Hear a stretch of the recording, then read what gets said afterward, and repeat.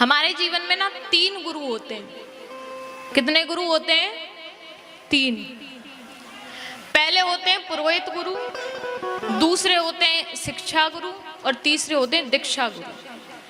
हमारे जीवन में पुरोहित गुरु वो होते हैं जो हमारे बच्चों का नामकरण कराएं, शादी विवाह कराएं, यानी कि हमारे घर में कोई भी मंगल कार्य होता है तो उनको ही निमंत्रण दिया जाता है, उनको ही बुलाया जाता है, वो है पुरोहित गुरु।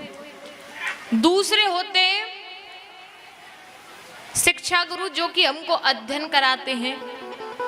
देखिए, शिक्षा गुरु हमारे जीवन में अनेकों हो सकते हैं, जिससे हमको ज्ञान मिल जाए, वही शिक्षा गुरु है।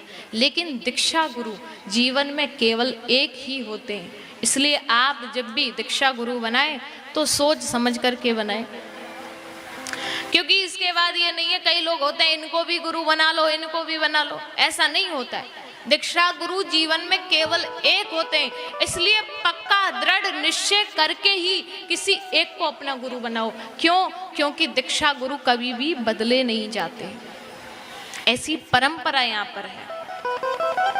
एक बार जिन्होंने गले में कंठी बांध दी, आपको मंत्र दे दिया, फिर आपके पास कोई ऑप्शन नहीं बचता है।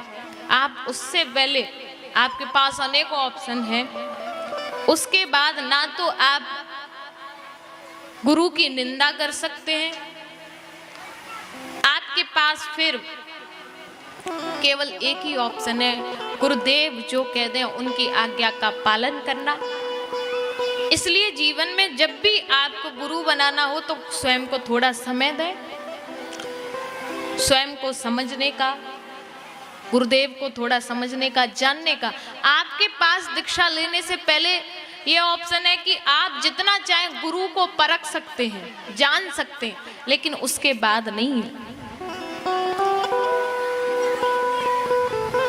इसलिए कहा जाता है हमारे यहाँ, पानी पियो छान के और गुरु बनाओ जान के। लेकिन आज के समय भैया ना तो गुरुओं का पता और ना चेलों का पता। पहले होता था पानी पियो छान के और गुरु बनाओ जान के, लेकिन आज के समय ऐसा भी हो गया है कि पानी पियो छान के और चेला बनाओ जान के। कई बार ऐसा समय भी आ जाता है। मैं ये नहीं कह रही हूँ कि प्रत्येक व्यक्ति ऐसा होता है, कई लोग बड़ी निष्ठा होती है गुरुदेव के चरणों में, बड़ा प्रेम होता है, बड़ी अनन्य ममता, प्रभु के प्रति प्रेम झलकता है उनके अंदर।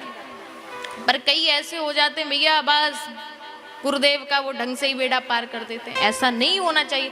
क्यों? क्योंकि गुरु के ऊपर चेला बनाने के बाद, दीक्षा देने के बाद बड़ा भारी भार हो जाता है। कोई छोटी बात नहीं है, किसी को आप चेला बना लो, किसी का गुरु बन जाना कोई छोटी मोटी बात नहीं है। आपने अगर किसी को दीक्षा दी है तो आपका ये कर्म और धर्म बनता है कि आपको उसको भगवत चरणों से कैसे जोड़ना है। इसलिए मेरा मानना यही है कि आप जब भी अपने जीवन में गुरु बनाएं तो स्वयं के हृदय से पहले बातचीत कीजिए और खूब जान करके, खूब परख करके तब बनाइए, क्योंकि बाद में फिर आप गुरुदेव की निंदा नहीं कर सकते। तो राम जी के कुल गुरु हैं, पुरोहित गुरु हैं वशिष्ठ जी।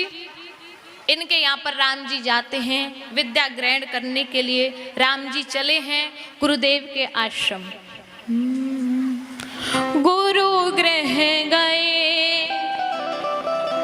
पढ़न रघुराई, गुरु गृह गए पढ़न रघुराई, अलप काल विद्या सब पाई, अलप काल विद्या सब पाई, कर तलबान धनुष अति सोहा, कर तलवार धनुष अति सोहा।